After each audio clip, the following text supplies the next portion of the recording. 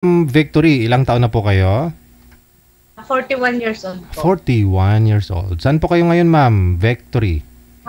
Nandito po sa Bicol, nakabakasyon, sir. Oo, no? Galing po saan, ma'am? Dito sa Manila? No, sir, sa ibang Abroad? bansa, sir. Okay. Wala ko kayong asawa? Boyfriend ngayon? Wala po. How about kay Sir Rex? Saan po kayo ngayon, sir?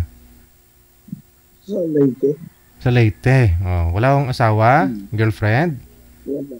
Wala. Oh, okay. Timer start. Pasok. Wanted, sweetheart. Wanted, sweetheart. Hello po. Hello, good afternoon. Pwede din. Ha? Taga saan po po? Taga saan po kayo? Taga Bicol ako. Hindi po.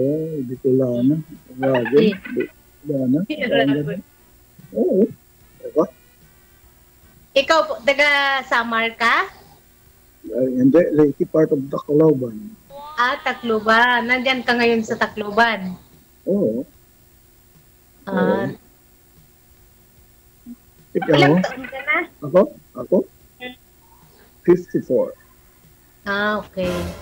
Okay lang po yun, ma'am. Wala akong nahanap si manager na kaidaran niyo po eh. Okay lang naman siguro ah. Wala naman problema doon, Sir DJ. Wala naman sa edad yan. Basta ang importante, mabait, Tumatayo. tanggap namin ang isa't isa. Mm. Yung, hindi babaero. Seryoso, walang asawa. Wala naman ako asawa.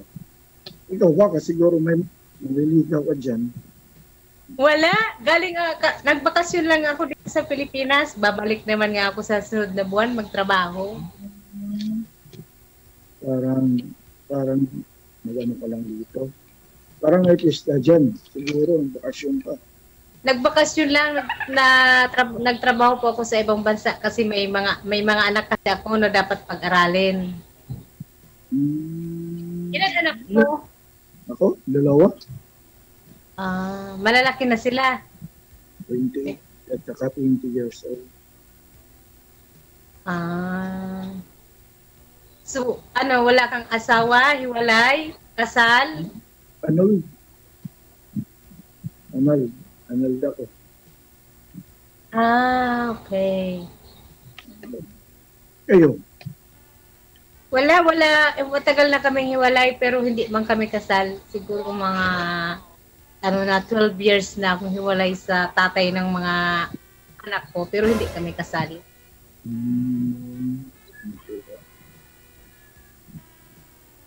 Mabuti naman yung ganyan.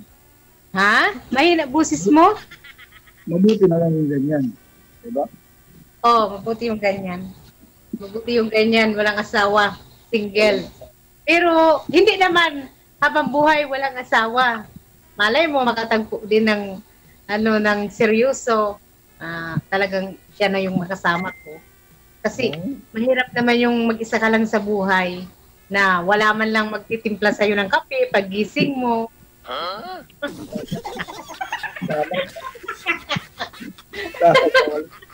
Pag masakit yung ulo mo, wala man lang magbibigay sa'yo ng gamot, wala man lang maghihimas ng noo mo.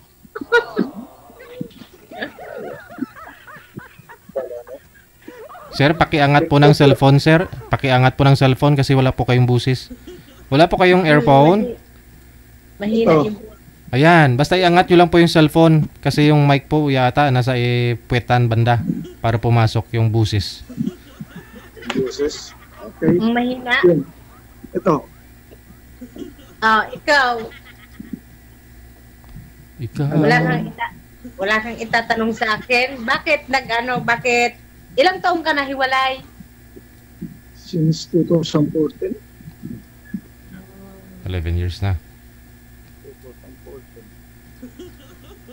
Wala kang naging asawa nung naghiwalay ka naghiwalay ka ng asawa mo? Wala, pero meron. Kaya pala, mahina busis yung sir kasi naka-bluetooth po kayo. Bluetooth po ba yan o hearing aid? Bluetooth? Oo. Dapat wala ko kayong bluetooth kasi kaharap nyo lang naman po yung cellphone. Mas malakas po yung built-in na mic. Kita mo na. Ito. Okay na ba? Yung boses ko. Hindi ko masyado maintindihan. Ito. Disconnect nyo po yung Bluetooth. O, disconnect ko na. Mm. So, ikaw, mga ilang buwan ka na dyan sa, Dumating, mag-isang buwan na ako sa 20. ba? May Okay, Mag-isang buwan na ako dito sa Pilipinas. bukas, mag-isang buwan ka na. Kasi Hmm. tagal ka na pala, no? Sulit naman yung bakasyon mo. Sulit naman. Kakasama ko naman yung mga anak ko. Nandito nga yung isa kong anak kasama ko. Nandyan pala. Baka magalit yun. Kung mag-serious yung anak mo. Nakausap. Hindi man. Siyempre, Meron- malaki na rin siya. 18 years old. Siyempre, alam niya din na kailangan ko din ng maghanap ng ng boyfriend na yung ganun. Naintindihan niya naman yun. Bagay na. Hindi po kayo nagka-boyfriend, ma'am. Wala pong naghintay sa inyo. Umuwi ka dito sa Pilipinas. Wala eh. Mm. Ayaw ko kasi, Sir DJ, sumali na ako dito dati sa iyo. Mga anong year yun? Mga 2021, no? Hindi sir, lang, last year lang, mga mag-isang taon, yung nabigay mo man sa akin na partner is nandun siya sa Switzerland. Tapos, hiwalay siya sa asawa. And, Pero kasal siya, Sir DJ, tapos parang hindi naman siya seryoso. Sabi niya nga daw, ano lang daw ba? Titingnan daw namin kung kami lang daw talaga yung seset isa. Parang magtikiman daw muna. Pag talagang mapiling niya daw na okay, di kami. Sabi ko, ano kaya yun? Tikman muna kung okay. Kung hindi, kumbaga may free taste, ma'am. Ganun. Tingnan daw muna kung expire na. Ano yung pagkain? Itikman mo na. Siguro, magaling yung magluto. Kasi, Ibang bansa din. Oo. Plano siya na uuwi, tapos magkita daw kami, parang magtitikiman daw talagang kami. Sabi ko, ano kaya yun? Oo. Parang, Para siguro malaman kung expire na o ano, ganun. Kasi meron nga po kasi talagang meron po dyan na matagal na silang magkarelasyon pero walang nangyayari. Tapos nagpakasal, after ng kasal, naghiwalay kasi huli lang nalaman kay boy pala maliit, ganun mga ganun ba?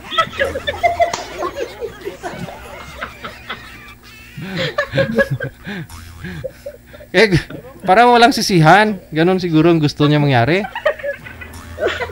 parang, syempre na din ako kasi kasal siya eh. Yun lang. Kasal kasi tinanong mo nga siya, Sir DJ, okay ba? Talagang wala ka ba talagang magiging problema kasi kasal ka? Wala naman daw. Tapos parang nung kinakausap ko naman siya yung parang yung parang 50-50 Sir DJ. Kaya medyo na ako. Kaya that time is ko yung emo ko. In-install ko Sir DJ. At saka baka hindi pa naman hiwalay. Totally. Saka hindi pa siya hiwalay. Ay. Tapos, pag uwi siya ng Pilipinas, magkikita pa sila kasi mayroon pa silang parang ipaprocess pa yung mga papers ng mga anak niya. So, Ay. oo. Okay. Kung pumasa ka siguro sa kanya, edi ipagpalit ka dun sa asawa niya. Parang ganun. Ganun siguro.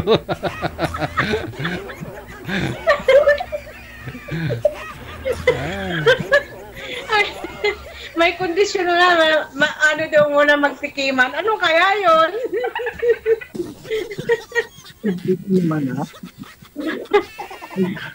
Sabi ko, ayaw ko. Sabi ko, para inanong ko na, hindi na ako sa kanya nakikipag-usap. Pero sir, hiwalay din po ba kayo, sir? Sa asawa? O biyudo? Annulled nga po pala, no? Oo. Okay. Saan po yung misis niyo, sir? Ano? Saan po siya ngayon? Sa Amerika. Okay. Yung mga anak ko ninyo? Nandun yung isa dito sa Leyte nag-aaral. Bata pa, nag-aaral. Kasama niyo? 20, hindi, nasa Bienan pa. Talagang mag-isa lang po pala talaga kayo, no? Oo. Oo. Gusto ko din. Ayun. Mukhang pareho kayo nito ng sitwasyon, mama. Pwede kayo Bakit? magpakasal eh. Bakit sir wala kang nahanap dyan sa Leyte na na girlfriend? Wala pa siguro ako nakikita. Kasi ako naman kasi doon sa bansang Middle East sa Kuwait, naman kasi doon, mahirap doon maghanap ng mga ganun kasi mapapahamak ka lang. Huwag mong susubukan. Huwag niyo akong subukan. Parang si Duterte, no?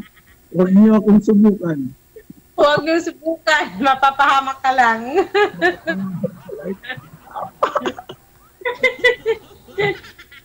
Kaya, saka na.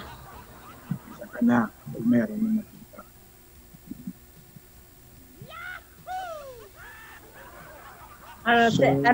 Ano nga pala ang palayaw mo? Tawagin mo na lang akong ang palayaw ko is tawagin mo na akong Vic. Tawagin mo na lang kung kuya. Mas maganda pa. Kuya na Ha? lang. Kuya? Oo. Mas matanda Kuya? naman ako. Kuya, wag po. Ano yun? Kuya na lang. Diba? Sweetheart ah. Pwede naman, Rex. Rex. Kuya, wag po. Rex ka lang yung tawag mo. Arek. Okay. Okay. Yan naman ang pangalan ko.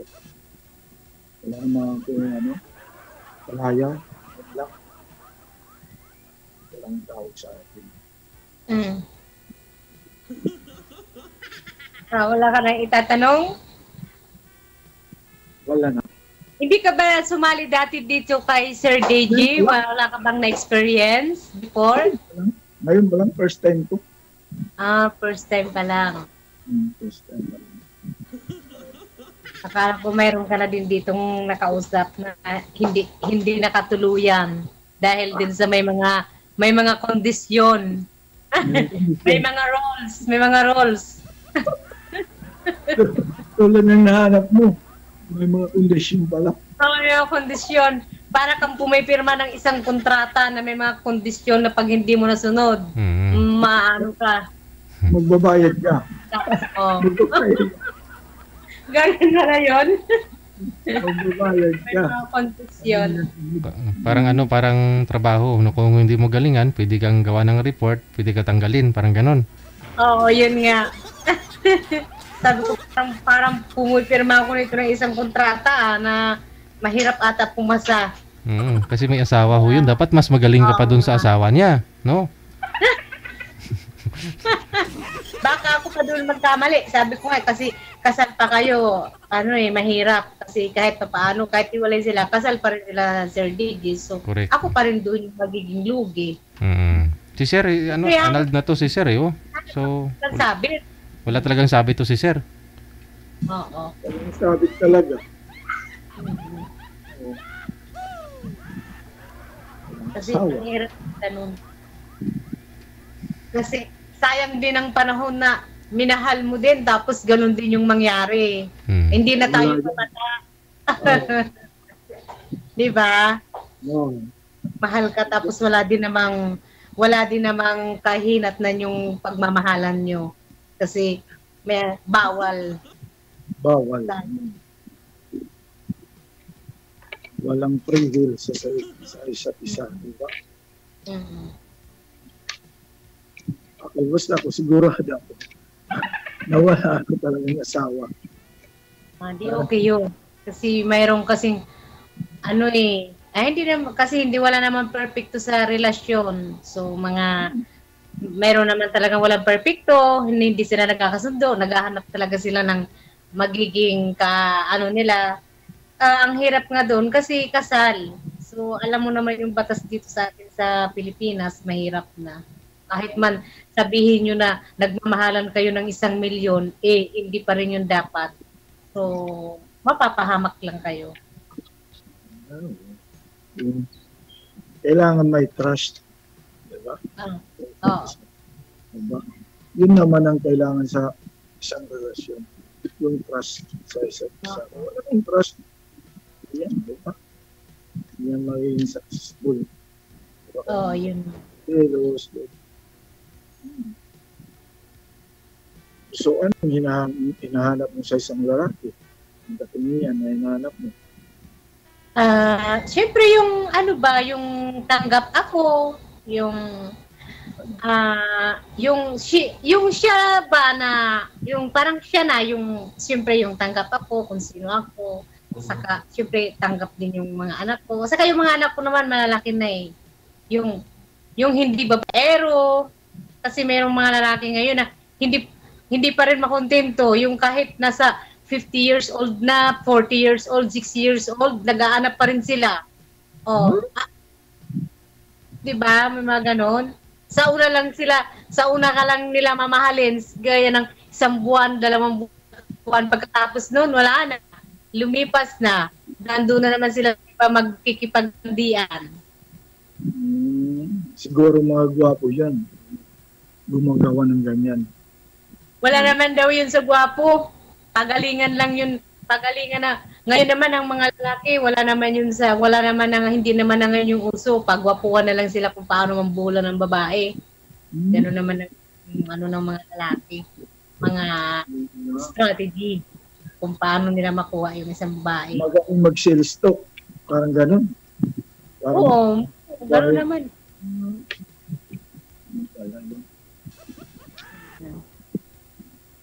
Wala ka na yung itatanong. Wala na. Ikaw, wala ka lang itatanong? Meron pa, maraming. Maski hanggang bukas, meron pa akong may tatanong. Wala na problema yun. Dito, diesel, di ba? Oo. Yung susunod, di ba? Meron pa susunod sa atin. Oo. So, ano?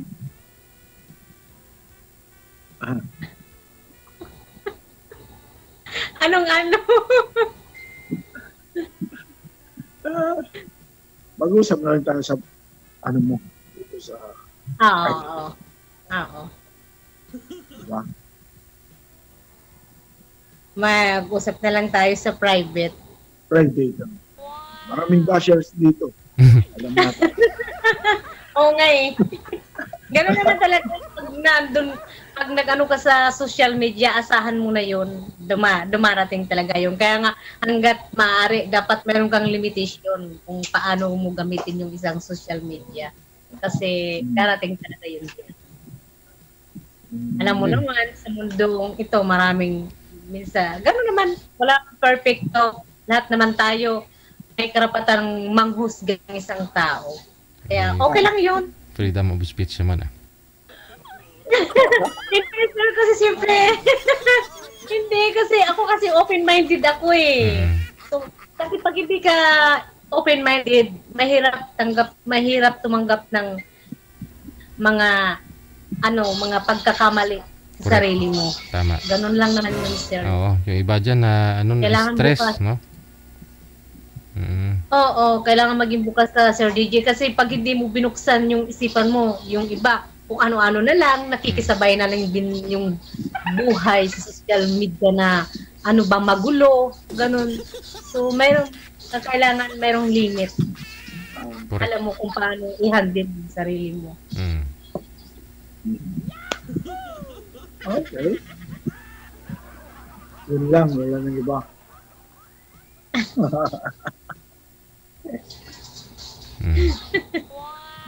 Paano na? Connected na po kayo? Doon nyo na lang ipagpatuloy sa off-cam. Okay, Sir DJ. Maraming salamat. Thank Good you. afternoon. Maraming salamat.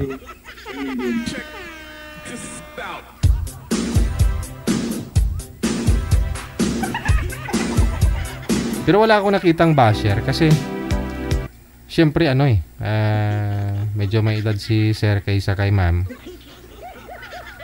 May kakampi si Sir na kaedaran niya, may kakampi din si girl na medyo ka-level ng edad na. Kaya fair lang. Wala naman akong nakitang nagbabash.